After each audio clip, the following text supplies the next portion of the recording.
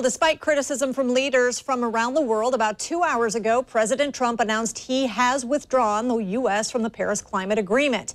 News4JAX political analyst Rick Mullaney joins us now to weigh in on what this means. Rick, good afternoon to you. What were the reasons that the president outlined for finding it necessary to withdraw the U.S. from this? Well, Stacey, there were really several. First, this was the fulfillment of a campaign promise, something that Donald Trump had campaigned on very consistently during the campaign.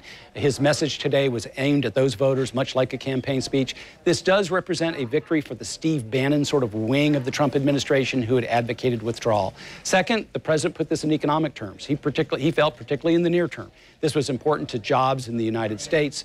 And third, he put it in terms of fairness. He felt that the deal was not fair to the United States, and particularly imposing lots of burdens here, not enough burdens on China. He felt the deal wasn't fair. Those are some of the primary reasons that he gave for withdrawing from the deal today. And in fact, he said he would like to renegotiate it sometime in the future. Let's talk about what the potential drawbacks are from withdrawing from this. Well, you saw a lot of criticism from international leaders. You saw it coming from Europe. You saw it coming from President Obama, very quick to respond. Many of them claim, particularly President Obama and Democrats, that this is an abdication of United States leadership on maybe what some call the most significant issue facing the globe long term, and that is climate change. So this abdication of leadership, they disagree with the president on economic development. They believe that in the short term, the president can try to make a case on jobs, but in the long run, clean energy and jobs are important to the economy, U.S. leadership, and of course, battling the very serious issue of climate change. He's getting criticized for a lot of quarters for withdrawing from the Accords. Well, we heard Angela Merkel say that we've got to go it alone now here in the Eurozone. So whether she was alluding to the Paris Accord or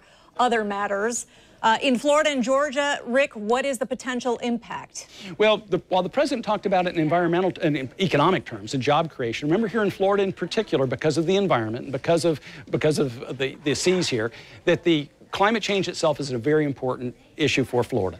In the near term, of course, you're not going to see a huge change from the withdrawal from the Accords, but in the long run, because of rising sea levels, due to climate change, because of concerns over hurricanes and weather patterns, and because of what we face here in Florida, many people in Florida will consider this to be a very, very significant issue. As you said earlier, Stacey, though, the president acknowledged if he could get back in with a better deal, he would, kind of a tacit admission that this is important. It's important globally, but it's particularly important here in Florida. Rick Mullaney, News4JAX political analyst, thanks so much.